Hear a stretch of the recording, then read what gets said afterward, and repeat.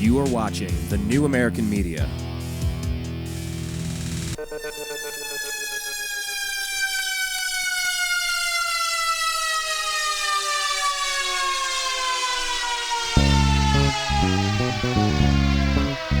Live from Los Angeles, California.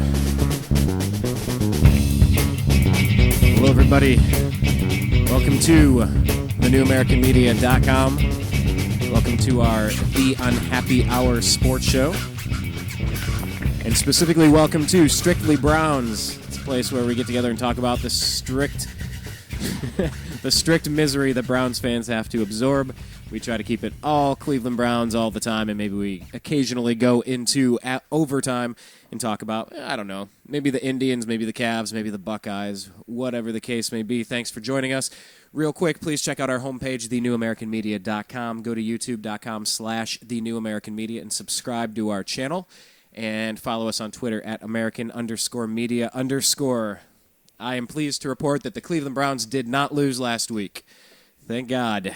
The Cleveland Browns did not lose last week, but that's because it was a bye week. Wah, wah, wah. And here we are, sitting there with a pretty lousy record, trying to figure out if the head coach is going to stay or not. We got 2 wins on the year. It's not looking good. We're 2-7, 4th in the AFC North, but oh well, we're Browns fans, and that's why we get together and we talk, and we are joined again with one of our regular co-hosts for our Strictly Browns segments during the football season, Brandon Odell, live in Ohio. Brandon, how you doing? Hanging in there, my friend. Hanging in there. How about you? Yeah, living the dream. Can't complain too much. Busy, very busy. A lot of stuff going on, which is fine. But here we are. Browns at the bye week, 2-7. It feels good that they didn't lose last week, doesn't it? Am I the only one? If I didn't walk away on Sunday angry or upset or disappointed, I was just kind of relaxed. Yeah, but it could have been worse. They could have tied like the 49ers and Rams. Yeah, how are they still allowing ties? You can't have ties in sports. You know, the point is to go out there and compete. Somebody wins, somebody loses. You agree they should get rid of the tie? If you really want to root for ties all that much, go play in Europe somewhere. Yeah, and if you're worried about players getting injured, say, all right, we're going to have a field goal contest starting at the 40-yard line. You know, whatever. They got to kick a 40-yard field goal. We bounce it out 5 yards. It would be like a penalty kick or something in soccer. You know, you keep going until somebody misses and somebody makes it. Okay, like the kicker's not going to get injured kicking. But, yeah, I'm not a big fan of ties either. Well, you know, that was a game, where the Rams would have won it too, and they kicked that 53-yarder in overtime, and they said that like always, the other coach calls the timeout, the split second before the snap to and then the kick is already out, and before they even get to blow the whistle and stuff, so they. Or what was it? No, it was like a delay of game penalty. That's what it was. It was a delay of game penalty, and then they moved it back 5 yards. So from 53 yards to 58 yards. And he made the 53-yarder that didn't count and then missed the 58-yarder. So. Yeah, and I was at a Oakland Raiders game a few years back when we won the game on a field goal, except there was a penalty. We went back 5 yards, missed it, and we ended up losing the game instead of winning the game. It was a horrible experience. And thankfully, yes, the Browns did not tie. They did not lose last week. But let's just take a look, coming off that Baltimore loss way back when, 25-15. The Browns at the bye week, 2-7. How do you sum up the first part of their season up until this bye week before we start looking ahead to the Cowboys here? Basically the same old Browns, I guess, is probably the same word, the word that I would use to describe it. They're always the team that tends to, look decent enough to keep it close in games, but, it's rare that they truly get, quote-unquote, blown out, but just never can quite make enough plays to win and always make just enough plays to lose. Well, that has been the case. Last win coming against the Chargers, 7-6. We're playing the Dallas Cowboys. Cowboys have not quite lived up to expectations. I think that's a fair assessment of the Cowboys so far. I don't know. What are we looking at for this game? I know that Phil Taylor's coming back, which should be a big boost to the defense, you would think. Well, Phil Taylor was back the last game versus Baltimore. What it is that we'll have both Taylor and Rubin back for the first time, supposedly, together. And that should make a pretty big difference. We will have our full, our full defensive line rotation at our disposal. So we'll see what that means. I mean, it certainly can't be a bad thing. But besides that, the things that I'm looking for, maybe getting a chance to see Josh Gordon make a few plays against the first round rookie corner Morris Claiborne from LSU. Yeah, Claiborne's been having a little bit of a tough time lately. I think back to one of the more recent times that Josh Gordon had the chance in his very young career to play on AstroTurf when he had that pass that could have been the game-winning touchdown from Brandon Weeden to Josh Gordon right at that part of the Indianapolis Colts field where the sun was coming through, and from when shadow went to sun, he lost the ball on a very catchable play.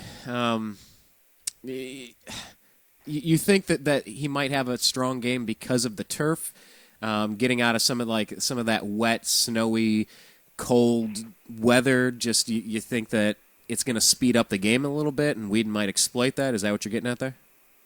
Oh, maybe. And then he's getting a little bit of a homecoming. He's from, I believe, the Houston area, and he played at Baylor for a year or two or whatever it was. So maybe getting a chance to play in front of some of his family and stuff like that. And it might just be a matchup that he's able to exploit a little bit. The Dallas Cowboys defense, just hasn't really, like you said, lived up to true expectations. But really, when you talk about not living up to expectations, you talk about the model of inconsistent play that is Tony Romo. Yeah, Tony Romo. Who would you rather have? Who would you rather have, Brandon? Would you rather have Brandon Weeden or Tony Romo? Oh, shoot, I'd take Tony Romo in a heartbeat over Weeden. But, Romo's probably younger than Weeden. Well, he's 32 years old. But so with that said, Romo is a better quarterback than Weeden. I mean, he's a borderline Pro Bowl player, and that's. But at the same time, he's been one who has made far, far, far too many mistakes this year to be able to truly keep his team in the hunt. So, that's why the Dallas Cowboys are sitting where they're at, and they've just whereas the Browns are trying to get past the dregs and finally just get out of the basement and be at least a mediocre team. The Dallas Cowboys are trying to overcome the mediocre stamp and become an elite team, and they just haven't been able to do it, to rise above that level, just like the Browns haven't been able to rise above the bottom of the basement level. The Browns have been bad. They've been last in their division so many times since they came back. I don't know. Do you think Brandon Weeden getting a chance? Let me switch over to our quarterback for a second. Do you think the bye week, having a chance to sit back and evaluate his season so far, do you think things are going to start to slow down for him now? Do you think that he's going to improve upon his game? Because he's had a few nice games, but he's also been inconsistent, having dumb turnovers, whether it's a fumble or whether it's a lot of interceptions. Do you think Brandon Weeden has been progressing this year, and do you think he's going to continue to do so as the second half of the season unfolds? Well, he started to really look like he was progressing, but let's be honest, the last few games he's not looked good. He really, the San Diego game really was no one's fault. I mean, that was just a horrible weather game, but Baltimore, there were chances to make plays that weren't made. And you can look at that touchdown that was called back because of the dumb penalty that maybe he should have, that was a good pass and a good play. But, the proof is in the pudding, and he hasn't thrown a touchdown in I think what they say the last 9 quarters or so. So there's some work to do, no doubt about that. Absolutely. So see what happens. The team is as healthy after the bye week as any team that we've had in recent memory. I don't really know who is going to be on the injury report. So, that's good news. Massaquoi, Benjamin, the receivers who were injured, Richardson is going to be as healthy as he's been all season. Offensive line, Pinkston obviously is on the IR, but, he's not an elite player either way at guard. Greco's been filling in at least adequately for him, if not nicely. Everything is, I guess, the way that you would want it to be able to have a good shot at being able to win a game. Obviously we know who's out on the defense as far as Fujita and, Chris Gokong, but besides that, they've been out all year, basically. It's not like we weren't ready for that. So they have all their DBs. They have all their linebackers that they're going to have. They've got all the defensive linemen they're going to have. So, from a roster standpoint, this is as good of a shot as any as they're going to have to be able to beat a tough Dallas Cowboys team in Dallas, which is no easy task. But certainly Tony Romo has proven that he is very beatable, and I think he's thrown the majority of his interceptions at home. So, there is an opportunity there to win this game. Okay, so against the 4-5 Dallas Cowboys, what is your prediction for the hometown return game for Phil Dawson? Do you happen to remember what we said the predictions were when we talked last week before the bye? Yes, I do. I do know that. What we're talking? Yeah, okay. Yeah, I got it in front of us. I guess we did. You picked.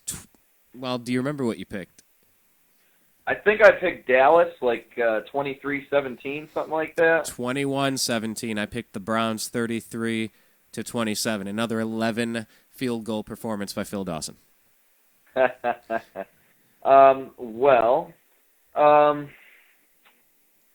you going to hold to it? You want to hold to that 21-17, Dallas? With Reuben coming back. Oh, here we go. All right, good.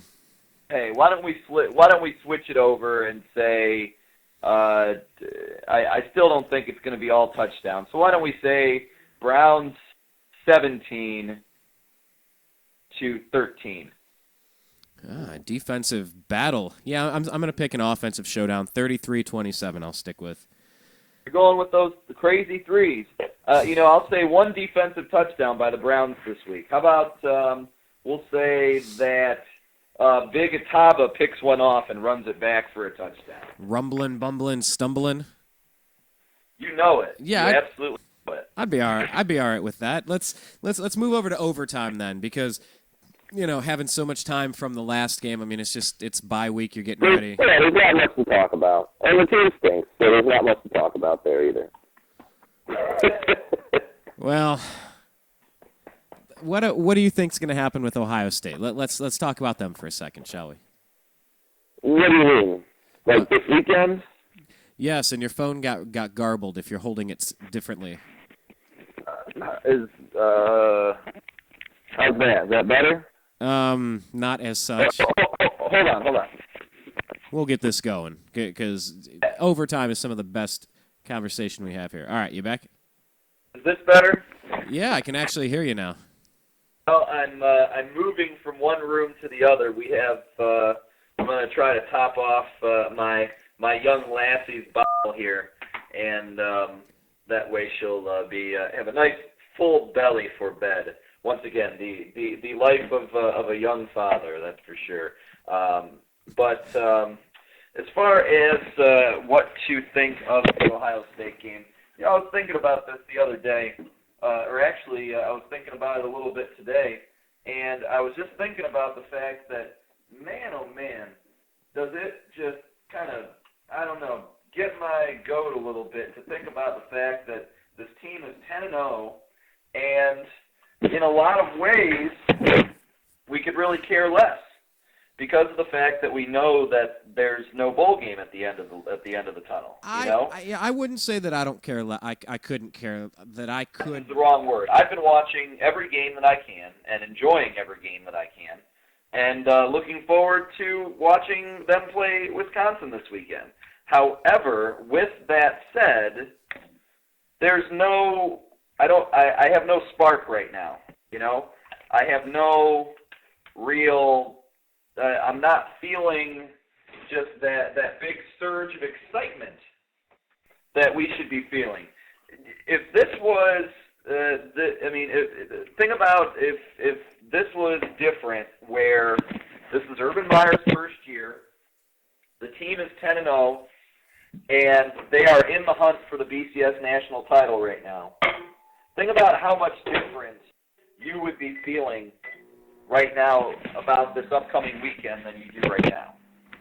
I would feel a little different, but so what? I say go undefeated and claim yourself as national champion. Say nobody could beat me. Just say you were national champion. But when was it that happened with Auburn? What was that? Maybe 2000, something like that, when they went undefeated, but they were the third team that was undefeated, so they didn't even get to play for the title or whatever that year. So it certainly does happen. But let's face it. I really don't know if Ohio State's defense is good enough to be able to hang with some of the big boys. You think about that 2002 team that won the title, and their offense was basically just getting by, but the defense was really keeping them in every game and winning games for them. Whereas this year, the offense is winning games, but the defense just getting by might be a little bit of an understatement. Like, I think the defense, a lot of weeks, has been poorer than the other team, than the other team's defense. Like, I felt like we've been the inferior defense on a few weeks of this season in a few of their wins, and games that I don't know. Either way, do I certainly want to see them beat Wisconsin? Absolutely. Is that going to be a really hard game to win? Wisconsin is a little bit down this year, but let's not overstate the fact that or understate the fact that they're playing at Camp Randall, which is always a difficult place to play. And, Wisconsin doesn't really, have a ton to play for as far as true Big Ten title hopes and stuff like that go. But they're playing for a lot of pride, and, there's nothing better than being able to beat Ohio State in front of your home fans. So, they're going to be up for this game, and they're going to be ready to play. It's going to be up to us to be able to match their level of intensity. Well, I'm looking forward to it, and I know it is disappointing that we can't play for the national championship, but I think it's just fantastic that after such a horrible year last year, we have been able to bounce back. And yeah, we've had a close call or two in this season with quite a few blowouts mixed in between, but it's exciting to finally have that fantastic football product again, because when you watch the Browns week in and week out, you're just left with such a bad taste in your mouth so often. At least the Buckeyes have been able to kind of lift the spirits this year, whereas they were upsetting last year. They were frustrating last year, and it's whole weekend was ruined last year. Every weekend. Well, hey, let's talk about this. Here's another team that kind of ruined all of our weeks last year as we watched the Miami Heat win a championship and the Cavs sink. Cavs are showing a little bit of promise. They have a few good things going for them, but they're only 2-6. They're pretty much mirroring the Cleveland Browns record. But Tyler Zeller's coming back reportedly on Saturday versus the Mavericks. What are your thoughts on the young Cavaliers season so far? Kind of a very lukewarm. This is what I'll say. Anderson Varejao is playing his lights out right now. And anyone that thinks that, and I've said it before, anyone that thinks that we should trade him to try to get what we can out of him, I think is crazy. because he's the heart and soul of that team, and he's putting up just career numbers. So as long as we can keep Andy healthy, I think that's a good sign. Keeping Kyrie Irving healthy would be a wonderful thing as well. And besides that, they have nothing.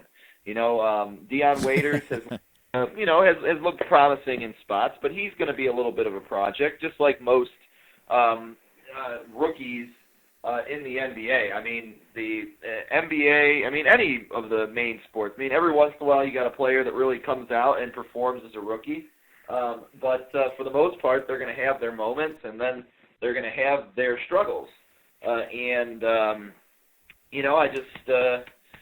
think that we have absolutely no bench.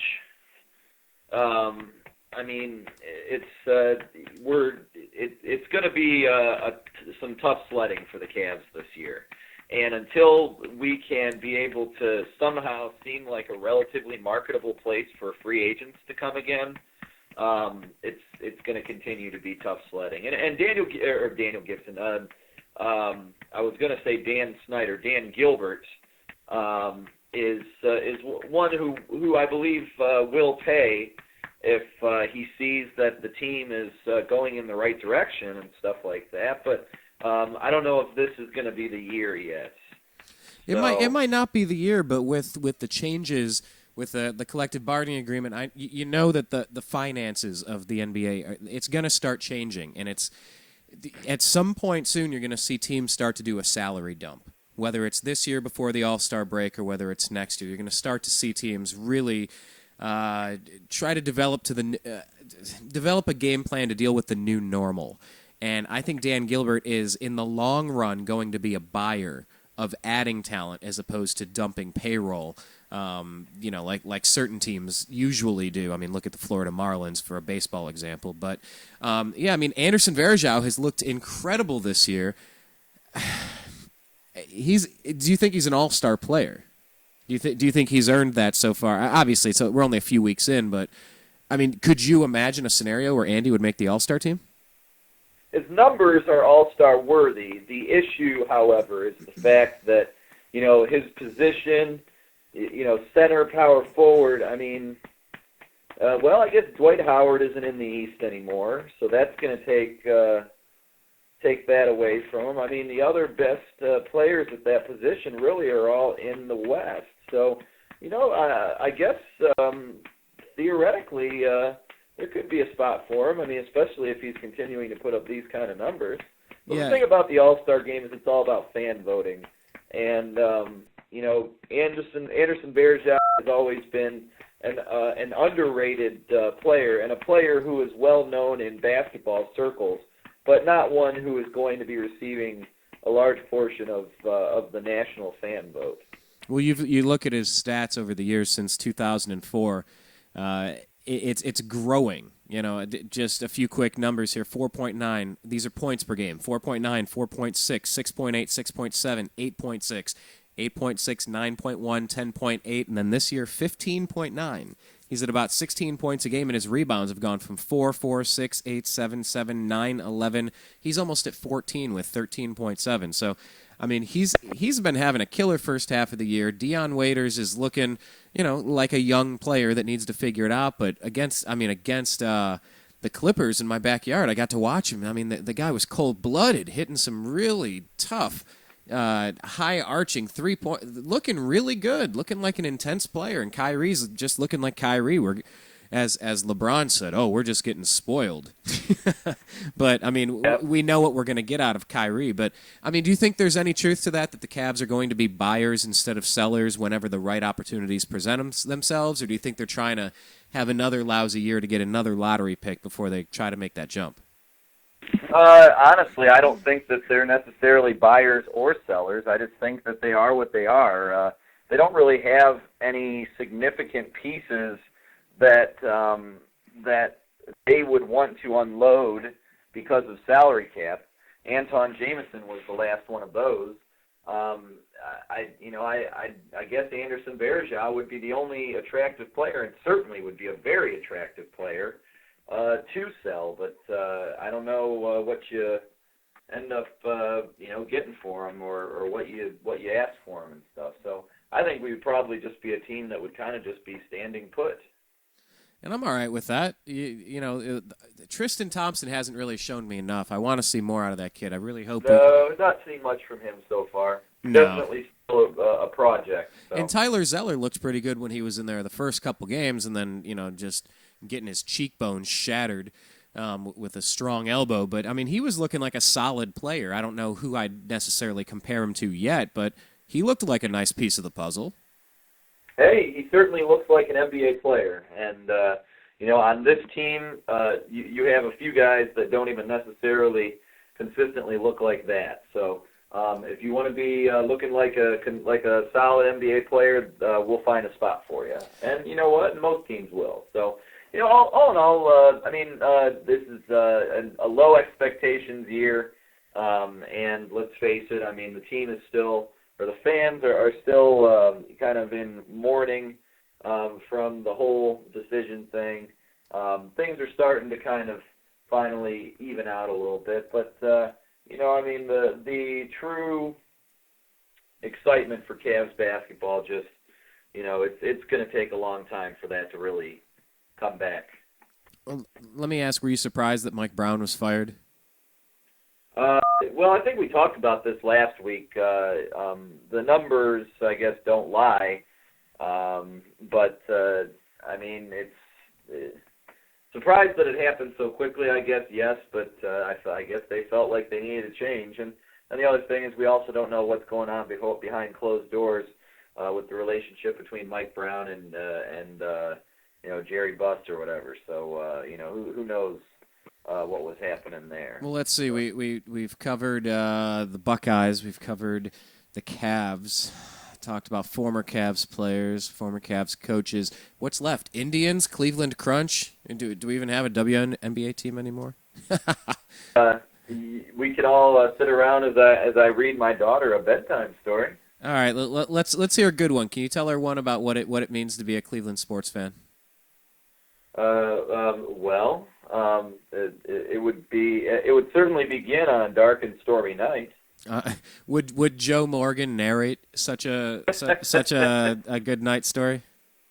It was a dark and stormy night, and all through the town, not a creature was stirring, not even a brown. We're making this up on the fly. I'll tell you what. I think you need to put pen to paper and come up with a good night story that Joe Morgan. Just got to watch out for the whole copyright infringement thing. Of course, the night before Christmas might be public domain by this point, so maybe I'm free to use it. All right. Well, I'll tell you what. We'll hold that off for next one, but feel free to bring Joe Morgan back to read us some more of that bedtime story, if you would. All right. Well, I think that's about all we have to cover. I know what your catchphrase is, and I'm wondering if you have anything else to say besides it.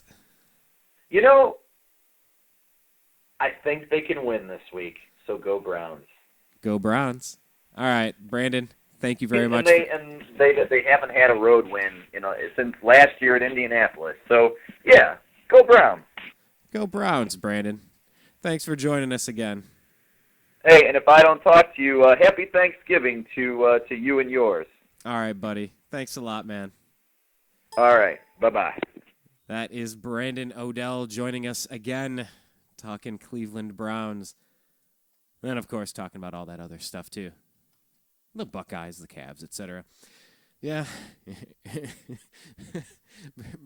Brandon has done a Joe Morgan. Joe Morgan is the baseball announcer. He's done a Joe Morgan impression for a long time, and I always try to get him to do that. And that's what that was. So if you weren't aware of, who's Joe Morgan? Why are they doing that?